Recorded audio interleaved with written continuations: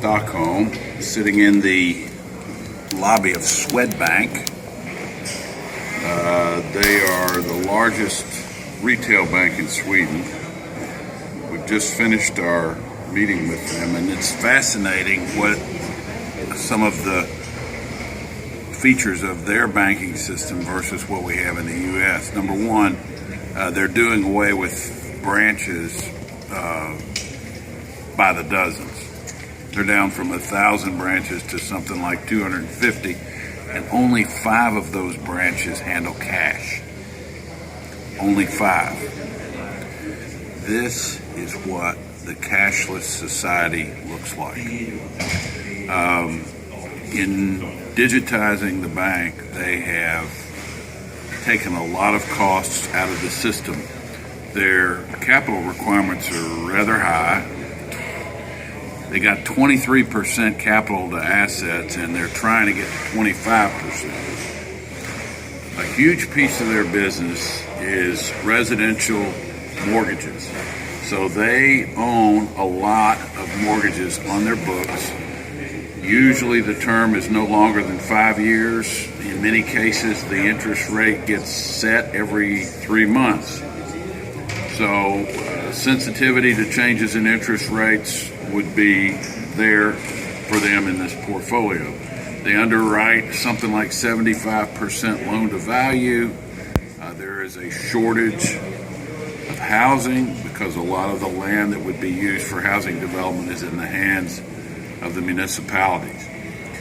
So it's an interesting story. Depending upon where they trade in relationship to book value, it could be a buy. Right over here at this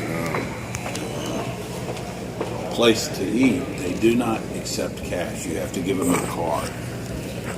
When they say they're cashless, they really mean it. There's not, and it is part of the theme that we heard with MasterCard in our visit with them last week, was that they were moving also towards a cashless society. In many ways, this is happening whether you and I like it or not.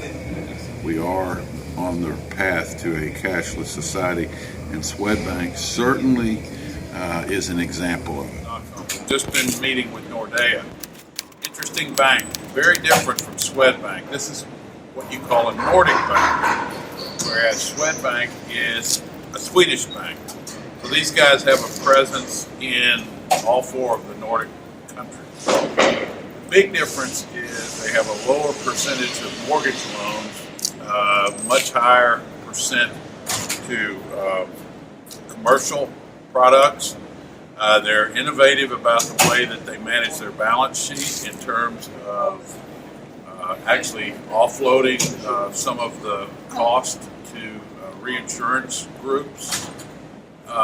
It seems to me that they are very focused on streamlining their 4 divisions into 1 across the different countries, so they'll only be dealing with 1 regulator rather than 4. That's going to be huge for them. They're also significantly upgrading their technology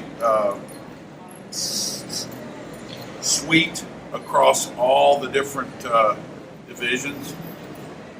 This bank is more focused on business and commercial real estate and commercial lending than, say, Swedbank is, which is much more focused on the mortgage sector.